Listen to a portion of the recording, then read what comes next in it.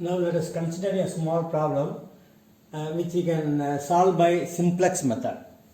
Now Z max is equal to 6x1 plus 8x2 subjected to the constraints 5x1 plus 10x2 less than or equal to 60, 4x1 plus 4x2 less than or equal to 40, where x1 and x2 both are greater than or equal to 0. Now we have to convert this form into a standard form. That means here the less than or equal to sign has to be converted into equality sign. Here this 5x1 plus 10x2 can be made equal to 60 by adding one slack variable, that is called S1. Similarly, 4x1 plus 4x2 can be made it equal to 40 by adding one variable, slack variable S2, whereas this S1 and S2 slack variable will be having the zero profit in the objective function. So it is zero coefficient is given in our objective function.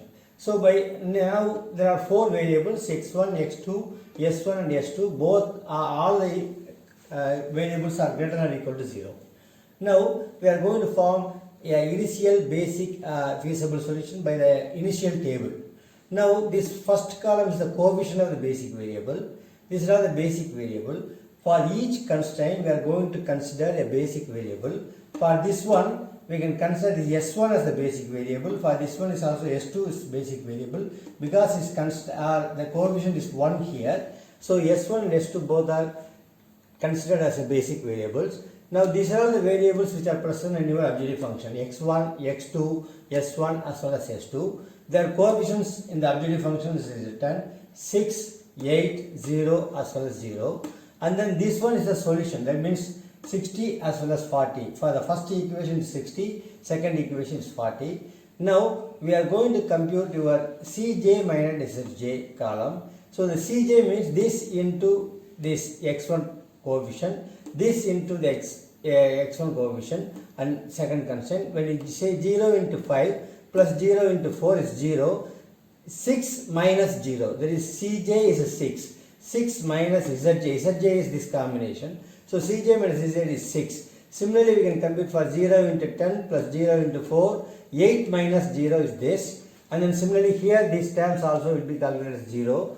Now in this one, Zj minus Zj column, we have to find the most positive number. In this one, the most positive number is 8. So this column is considered to be the key column. This column is considered to be a key column.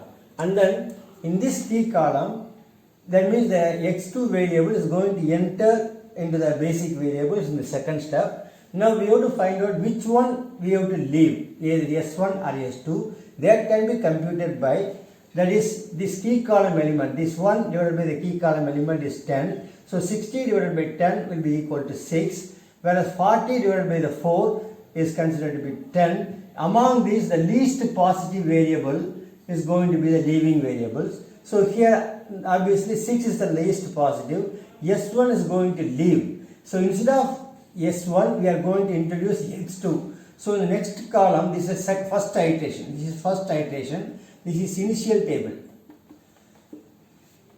In the first iteration x2 we are entering and s2 we are keeping it as it is. Of course in this one, in this column we have to make this one as 1 because for the S1 and S2 we have obtained the unit matrix here. Here also in this x2 as well as s2 we have to make as a unit matrix. So the s2 is 0 as well as 1.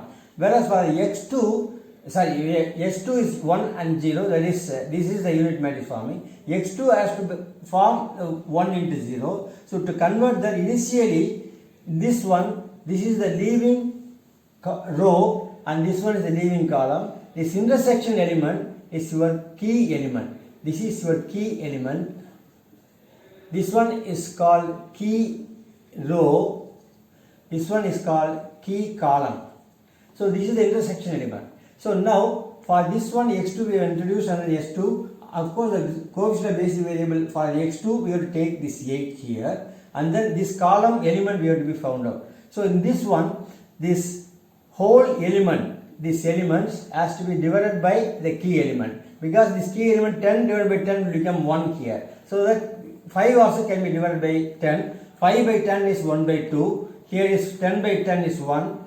1 by 10 is 1 by 10. Here is 0. Here 60 divided by 10 is 6.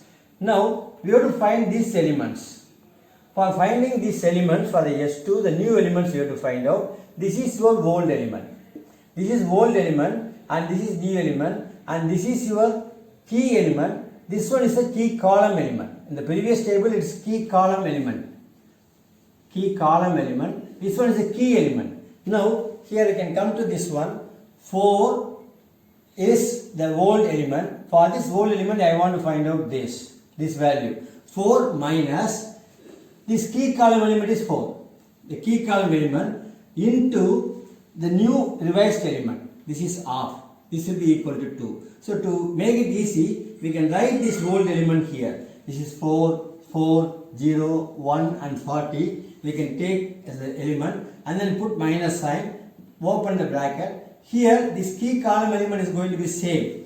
For this the key column element is, for this S2 column key column element is 4 only. This 4 continuously you can take for all the things. You put initial multiplication mark and then here you write sequentially all these values. That means 1 by 2, 1, 1 by 10, 0, 6. Then you compute these values 2, 0, minus 2, 2 by 5, 1, 10. This is going to be your new element 2, 0, minus 2 by 5, 1 and 16. So this is what?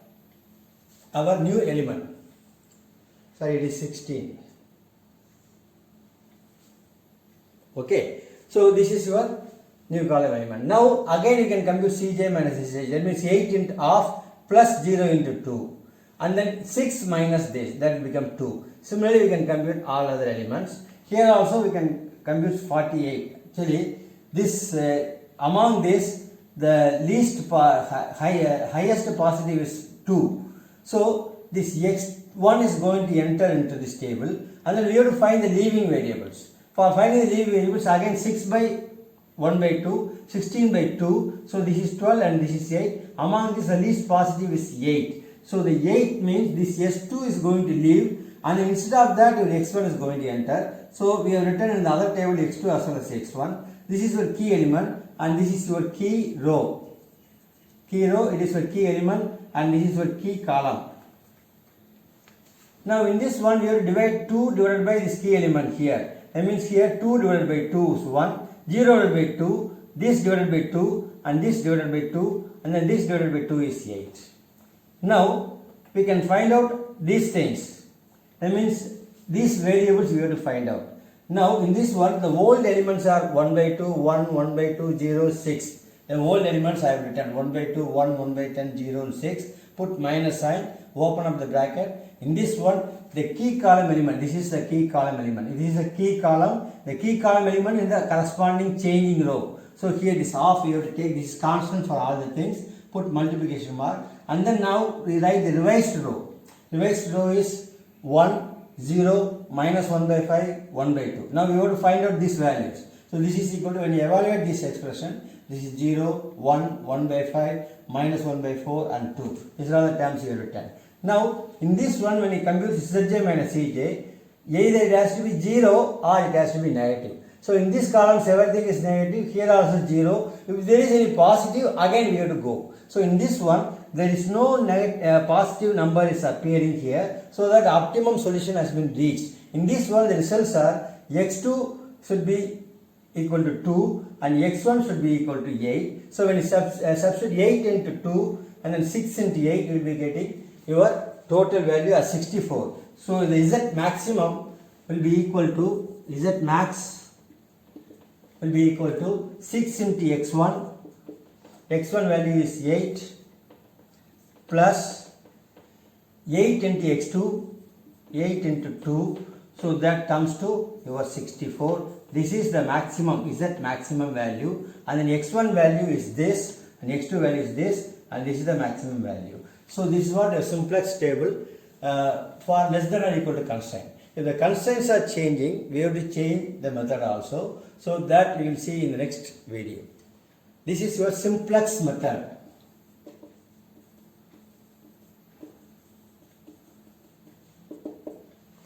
Thank you.